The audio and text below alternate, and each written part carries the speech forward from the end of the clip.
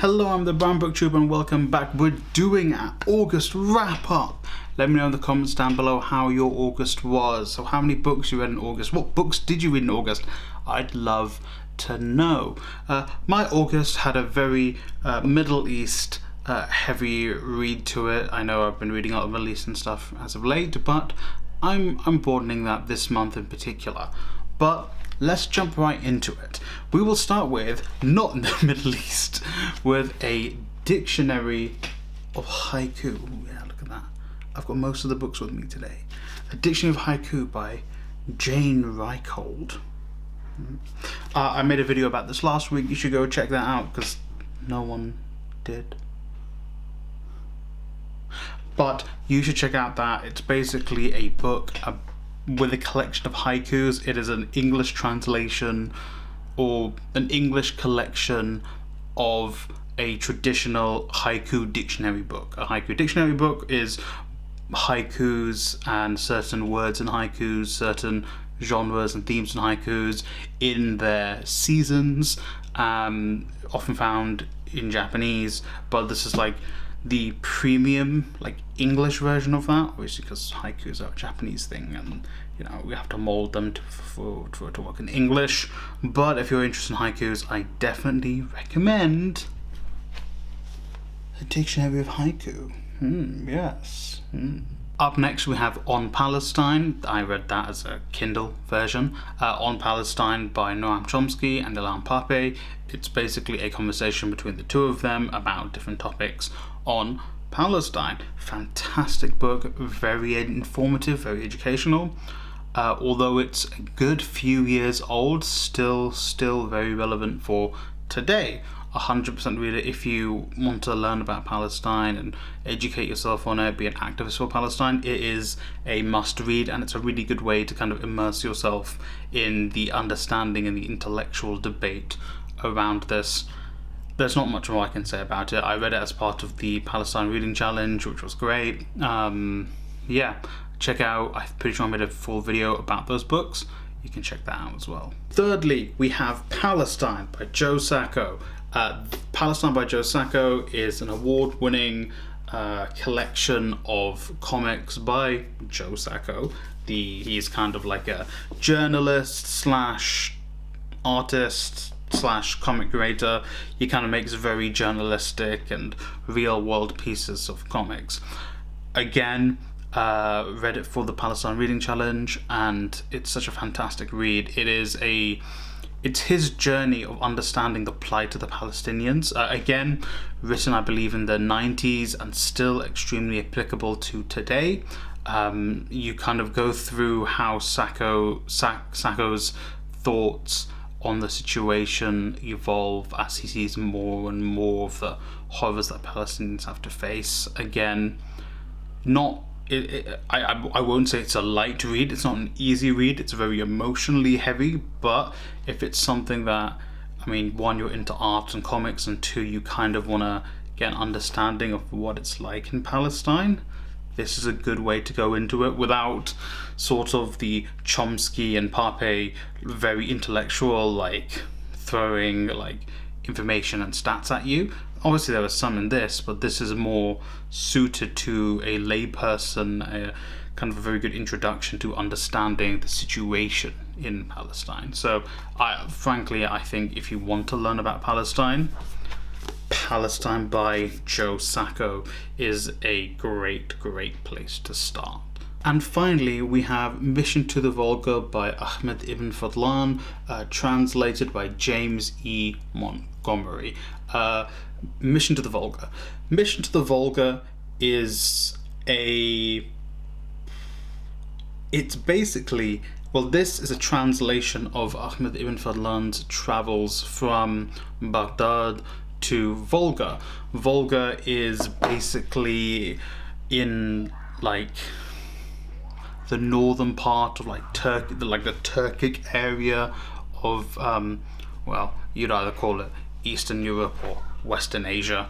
It's basically him recording his travels of basically taking a team a mission, like a mission in the religious sense, from Baghdad to the Volga, where a Turkic king has reverted to Islam, and he wants guidance on how he should rule in an Islamic way.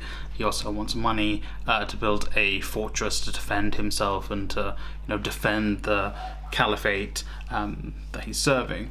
It is a very, very interesting read. It's not very long. I mean, the foreword and the notes and the translator's notes and the like a Beowulf talking to his imagination of Beowulf. Like, there's an imagination of the story told in a modern context, or a modern sort of prose.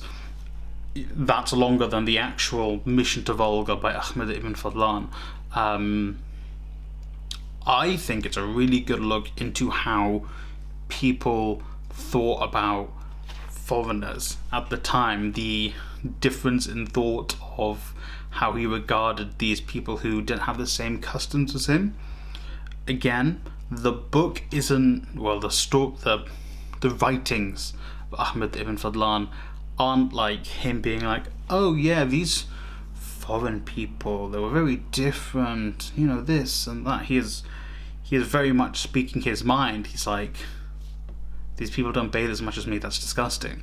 Like, he doesn't say these people don't bathe as much as me, and for context they don't bathe as much because they are a river people who live on the rivers, and they can't pollute the water with them cleaning themselves because they rely on the river for drinking and food, etc.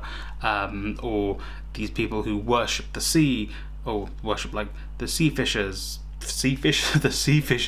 these people who worship the sea and the fish, they're different to me, etc., etc. It's like, he doesn't give a context to it, he just says they're different to me. It's very much like an in-look into how people of the time, especially him, someone who was fairly more affluent, think about other people, other cultures. It's also very, very in-depth. I think it's one of the few in-depth accounts of I want to say, they're kind of referred to as Vikings, but they're not like when you think of Viking, you're thinking of like the Norsemen, but these were like Turkic people, their traditions. It goes very much in depth with marriage, like what he learned and how their customs of marriage were. It goes very much in depth on their politics, even the actions of the king when Fadlan and his crew don't deliver the money to him, sort of how he reacts to that, and also it goes very, very in depth on a ritual of funeral. It's like, funeral ritual. It goes very, very in depth on that. It's a very interesting read. Again, through Ibn Fadlan's point of view. So some things he'll say are barbaric. Some things he'll be very confused about. Some things he'll just dismiss. Some things he'll say, you know what, this is kind of beautiful. But yeah, I wasn't actually thinking I was going to go this long on this book in particular, but it's something I've not read of. I've not read a lot of travel writing regardless, but then to be travel writing written in the 4th century, it's like the 4th and the 10th, because I think it's the 4th in the Islamic calendar and the 10th century CE. So I recommend it, especially if you're interested in history and travel writing. Historical travel writing, if you will. Wow. So those are the 4 books I read this month. Let me know in the comments down below what you read. I'd love to know. Have you read any of these books I just spoke about?